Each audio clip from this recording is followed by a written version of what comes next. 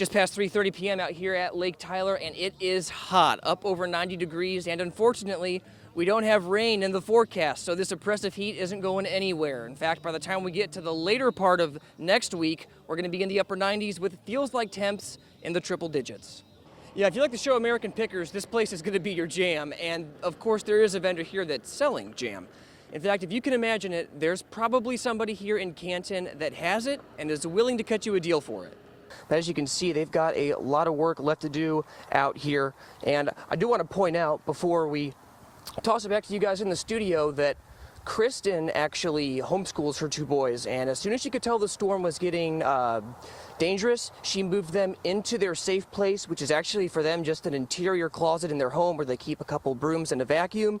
It might be a small space, but it played a big role in keeping them safe, and we're just glad that everybody's okay out here, even though there's quite a bit of debris left in this front yard. Brennan, send it back to you.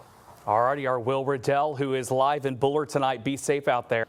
AAA projects a record 72 million people will travel at least 50 miles over the upcoming Independence Day holiday, with 62 million of those travelers getting to their destination by car. Reporting in Tyler, I'm Will Riddell, CBS 19. Again, Sigler emphasized that this will be a peaceful protest. I spoke with Tyler Police and Longview Police earlier, and they said they respect the community's right to peacefully assemble. They don't anticipate any issues during tomorrow's scheduled events. Jesus? Well, thank you so much. Yeah, I mean, how cool is this? So the first Adaptive Aquafest took place in Houston. That was over 30 years ago. They had 2 skiers. Now it's expanded to all over the Lone Star State, and out here on Lake Palestine today, over 30 skiers are hitting the water. With water still pooled around his home, Daniel Bancroft sloshed through the debris. We got married, engaged out here. We've had birthdays out here. We've had a miscarriage out here. This home has memories. Daniel and his wife Cecilia had their home in Hawkins completely flooded during Friday's severe weather. The couple moved onto the property in 2021, living in a tent. They built most of the home themselves. You work for something for years, put blood, sweat, and tears into it, and you lose it. That's literally how it feels. Goals and dreams flushed down into a drain. Daniel says they poured roughly $60,000 to get their home to the point it was at prior to the flooding. He estimates the damage will set them back another $100,000, much more than they can afford. At this point, try to save up money and try to start over again. We're not millionaires. The couple has a GoFundMe, but said some Facebook groups pulled it down, thinking it was a scam. The only one who kept it up was the All Things Tyler app, and I'm so appreciative that they did. Amidst the destruction and heartache, Daniel and Cecilia are leaning on their faith and what they were able to salvage from their beloved home to keep them going. We didn't save much, but I feel like we got enough to keep building. In Hawkins, Will Riddell, CBS 19. I'd like you all to give a big warm welcome for Beto.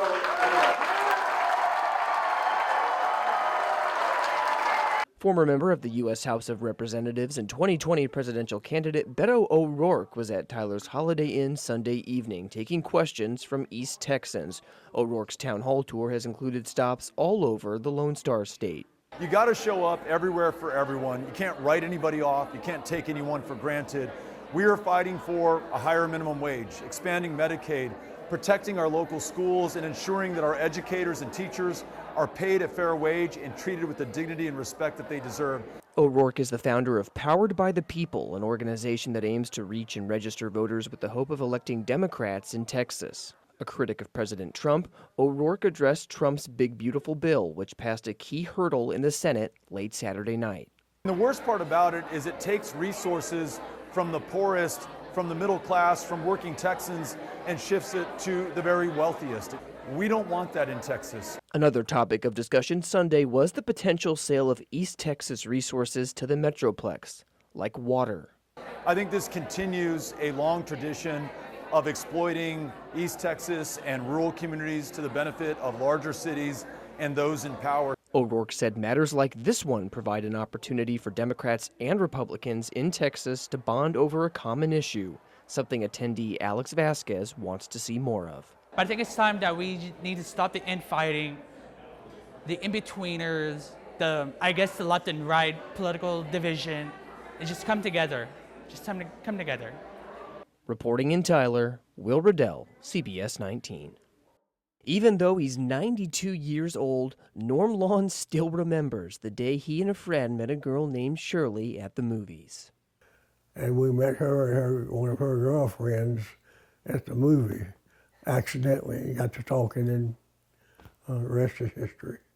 That was back in 1952, and all these years later, the two are still together. This Valentine's Day will be their 72nd together as a married couple. Both Norm and Shirley live at the Hamptons of Tyler, Norm in assisted living, and Shirley in memory care. But if you stop by, odds are you'll find them together. Even though Shirley struggles with dementia, she still recognizes the guy from the movies all those years ago.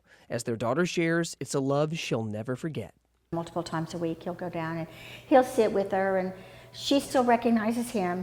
She is the only one he recognizes. She doesn't know any of the rest of us.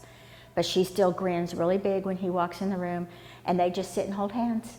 Every Valentine's Day, Norm gives Shirley chocolate, and that tradition will continue at the Hamptons during their Valentine's dance. Chocolate has always played a special role in their relationship ever since Norm tasted one of Shirley's chocolate chip cookies. Do you remember when she first made those for you? Before we were married, And you took a bite and thought what? man, I married this girl. She makes good cookies. But aside from all the sweets, Norm and Shirley have developed an unwavering commitment to one another built on patience and admiration. They have respect for each other, the mutual respect, the appreciation for what each one brings to the table, because they have different ideas and values and strengths and weaknesses, and so together they have just woven that into a really solid relationship. And a relationship that shows no signs of slowing down. 72 Valentine's Days later, the two are wearing the same ring they placed on each other's finger back in 1952. Now that's the power of love. She's very strong. She's a strong woman. In Tyler, Will Riddell, CBS 19.